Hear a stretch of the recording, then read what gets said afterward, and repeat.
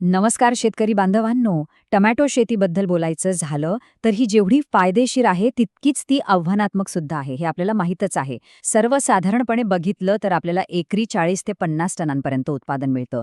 पण आज अनेक प्रगतशील शेतकरी त्याच एक एकरामध्ये 80 ते 100 टनांपर्यंत उत्पादन घेऊन दाखवत आहेत. आता हे जे बंपर उत्पादन आहे ते काही केवळ जास्त मेहनत करून मिळत नाही, त्यासाठी लागते अचूक वैज्ञानिक व्यवस्थापनाची जोड. आज आपण टोमॅटो पिकाच्या प्रत्येक टप्प्याचा अगदी सखोल अभ्यास करणार आहोत, जेणेकरून आपण जी मेहनत घेतो, जी जोखीम उचलतो, त्याचं आपल्याला सर्वोत्तम फळ मिळेल. हो, तुम्ही बरोबर ऐकलं. एकरी 100 टन. हा आकडा ऐकायला कदाचित थोडा अशक्य वाटू शकतो, नाही का? पण विश्वास ठेवा, योग्य नियोजन आणि योग्य तंत्रज्ञानाच्या मदतीने हे ध्येय गाठणं आज पूर्णपणे शक्य झाले आहे. यासाठी आपल्याला प्रत्येक पावलावर एक शास्त्रीय दृष्टिकोन ठेवावा लागेल. अगदी योग्य वाण निवडण्यापासून ते खतांचं अचूक व्यवस्थापन आणि रोग नियंत्रणापर्यंत. चला तर मग या 100 टनांच्या प्रवासाला आपण सुरुवात करूया आणि प्रत्येक टप्पा अगदी सविस्तरपणे समजून घेऊया. आपला हा 100 टनांचा प्रवास 6 महत्त्वाच्या टप्प्यांमधून जाणार आहे. म्हणजे यशाच्या या 6 पायऱ्या आहेत. पहिली पायरी आहे योग्य वाण निवडणे. दुसरी निरोगी रोप सुनिश्चित करणे. तिसरी पायरी जमिनीची पूर्वतयारी आणि लागवड. चौथी पोषण व्यवस्थापन. 5वी पायरी आहे वाढीच्या अवस्थेतील विशेष काळजी. आणि 6वी अर्थातच रोग आणि कीड नियंत्रण. हे 6 टप्पे म्हणजेच आपल्या यशाचा एक पक्का महामार्ग आहे असं समजा.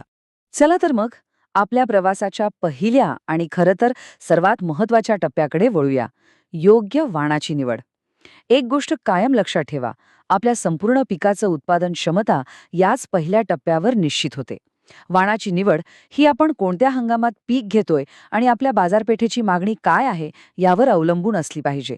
कारण जर वाणच चुकला तर पुढे कितीही मेहनत घेतली तरी अपेक्षित परिणाम मिळत नाहीत. आता हे समजून घेणं खूप महत्त्वाचं आहे. टोमॅटोच्या वाढीनुसार त्याचे प्रामुख्याने 3 प्रकार पडतात. पहिला आहे डिटर्मिनंट, म्हणजे ज्याची वाढ मर्यादित असते, याची झाडं बुटकी राहतात. दुसरा आहे इनडिटर्मिनंट, म्हणजे याची वाढ अमर्याद असते, याची वेल अक्षरशः 15 ते 20 फुटांपर्यंत वाढू शकते. आणि हा प्रकार प्रामुख्याने ग्रीनहाऊस किंवा शेडनेटमध्ये लावला जातो. आणि तिसरा प्रकार, जो आपल्या महाराष्ट्रात सर्वात जास्त लोकप्रिय आहे, तो म्हणजे सेमी डिटर्मिनंट, ज्याची वाढ मध्यम स्वरूपाची असते आणि आपल्या हवामानात तो उत्तम चालतो. वाण निवडताना आणखी एक शास्त्रीय गोष्ट समजून घेतली पाहिजे, ती म्हणजे फोटोपिरियॉडिझम. आता हा शब्द थोडा अवघड वाटेल, पण याचा अर्थ खूप सोपा आहे. याचा अर्थ आहे की झाडाला दिवसा किती तास प्रकाश मिळतो यावर त्याची फुलधारणा आणि फळधारणा अवलंबून असते. लाँग डे प्रकारच्या झाडांना 8 तासांपेक्षा जास्त सूर्यप्रकाश लागतो. शॉर्ट डे प्रकारांना 6-7 तास प्रकाश पुरेसा असतो. तर डे न्यूट्रल वाणांवर दिवसाच्या कमी जास्त प्रकाशाचा फारसा परिणाम होत नाही आणि म्हणूनच ते वर्षभर लागवडीसाठी अगदी योग्य असतात. आता आपण हंगामानुसार काही विशिष्ट वाणांची शिफारस पाहूया. जर तुम्ही उन्हाळी लागवड करत असाल तर सिंजेंटा 6242 हा वाण लांबच्या वाहतुकीसाठी उत्कृष्ट आहे. तो लवकर खराब होत नाही. तर सिंजेंटा 1057 ची खासियत ही आहे की जास्त तापमानातही त्याची फळधारणा चांगली होते. याशिवाय सेमिनिस विरंग किंवा अन्सल हे वाण पानेत चुरगळणाऱ्या रोगांना चांगला प्रतिकार करतात. आणि पावसाळी हंगामासाठी सेमिनिस आर्यमन हा एक उत्तम पर्याय आहे, कारण सततच्या पावसातही त्याच्या फळांचे वजन टिकून राहते आणि HM क्लॉज योगी 35 हा वाण लवकर काढणीला येतो. योग्य वाण निवडल्यानंतर आता दुसरी सर्वात महत्त्वाची पायरी आहे निरोगी आणि मजबूत रोप मिळवणे. एक गोष्ट लक्षात ठेवा, एक सशक्त रोप भविष्यातील अनेक समस्यांपासून आपला बचाव करतं. घराचा पाया जसा मजबूत असावा लागतो तसंच काहीसं पिकाचं आहे. जर सुरुवातच कमजोर रोपाने झाली तर पुढे कितीही खर्च केला, कितीही औषधं फवारली तरी त्याचा म्हणावा तसा उपयोग होत नाही. त्यामुळे रोप खरेदी करताना विशेष काळजी घेणं अत्यावश्यक आहे. रोप खरेदी करण्यापूर्वी 3 गोष्टी न चुकता तपासा.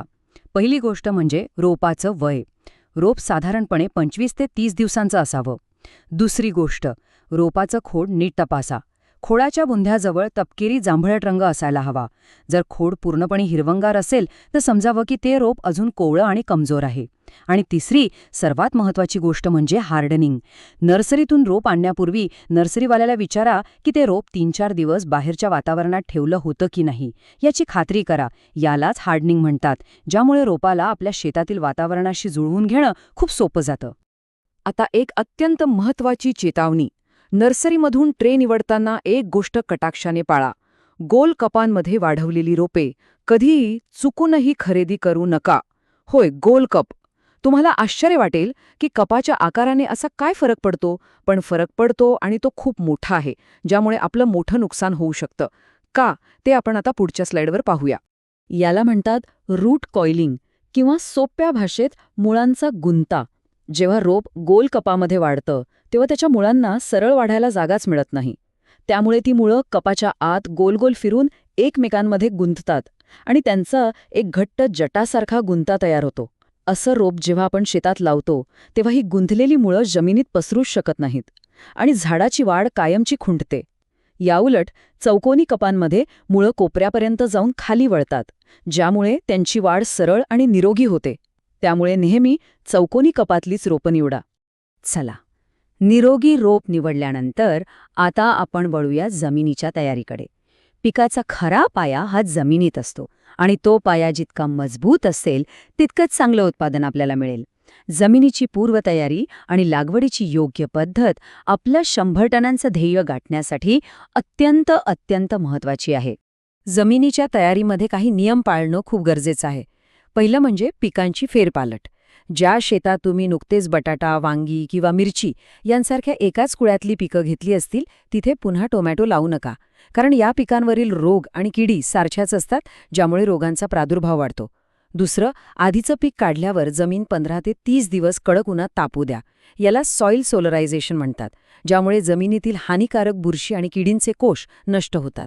तिसरा महत्त्वाचा मुद्दा, कोंबडं खत वापरताना ते पूर्णपणे कुजलेलं असल्याची खात्री करा.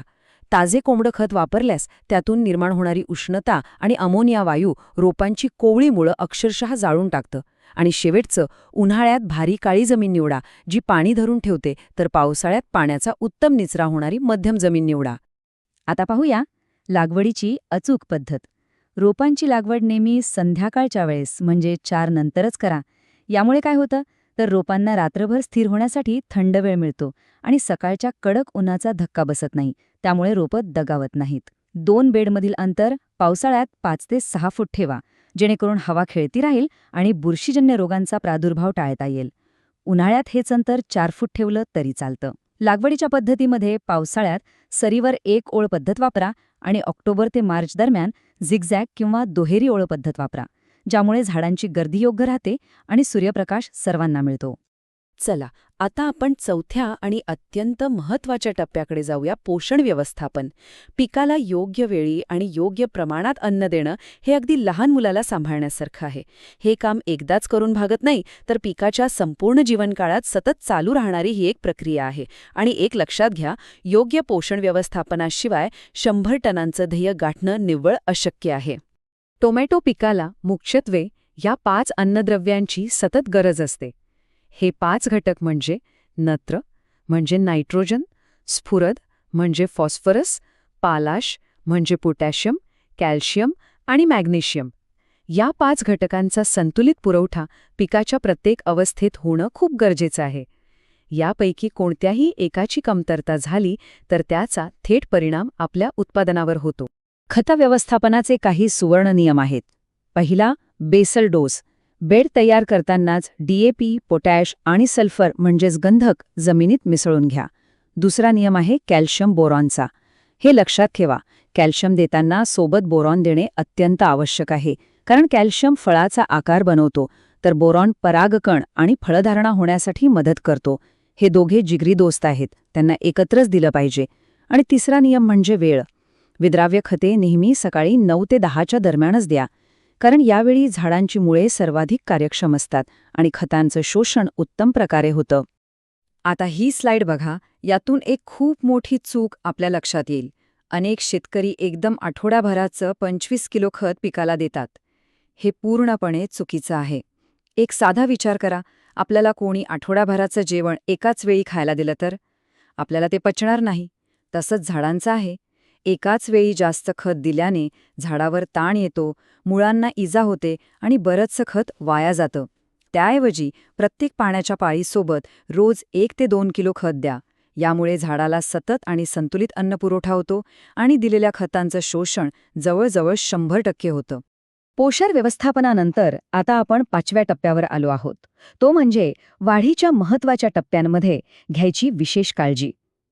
पिकाच्या जीवनचक्रात काही असे महत्त्वाचे क्षण, काही टर्निंग पॉइंट्स येतात, जिथे आपण घेतलेले योग्य निर्णय उत्पादनात खूप मोठी वाढ घडवून आणू शकतात. चला, ते महत्त्वाचे क्षण नेमके कोणते आहेत ते पाहूया.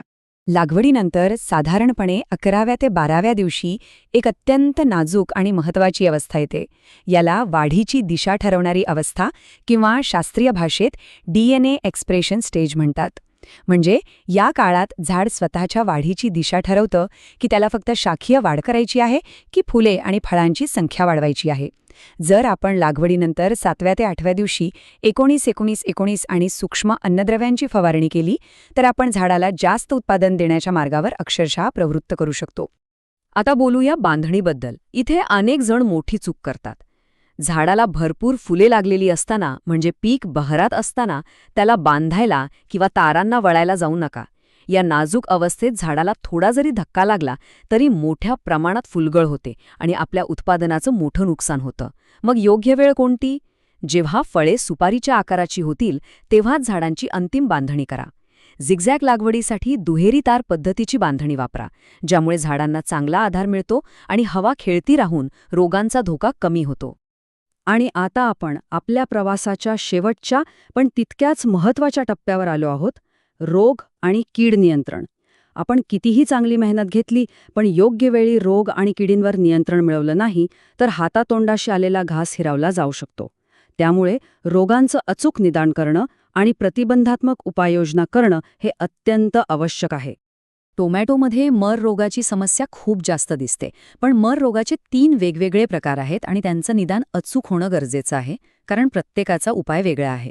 पहिला, फ्युजारियम विल्ट. यात झाड उपटून पाहिलं तर त्याची मुळं आतून काळी पडून सडलेली दिसतात. हा बुरशीजन्य रोग आहे. दुसरा, स्क्लेरोशियम विल्ट. यात जमिनीलगत खोडावर दह्यासारखी पांढरी बुरशी वाढलेली दिसते. आणि तिसरा, बॅक्टेरियल विल्ट. यात हिरवंगार झाड अचानक माना टाकतं आणि सुकतं. हा जीवाणूजन्य रोग असून साधारणपणे आम्लधर्मी जमिनीत जास्त आढळतो. आता पाने चुरगळण्याच्या समस्येबद्दल बोलूया. यातही 2 प्रकार आहेत आणि त्यातील फरक समजून घेणं खूप महत्त्वाचं आहे. पहिला प्रकार आहे ॲगासा किंवा फिजिओलॉजिकल कर्ल. यात काय होतं तर जास्त तापमानामुळे झाड स्वतःच्या पानांची वाटीसारखी वरच्या दिशेने गुंडाळी करतं. हा रोग नाही, घाबरू नका. ही उष्णतेपासून बचावाची एक नैसर्गिक प्रक्रिया आहे.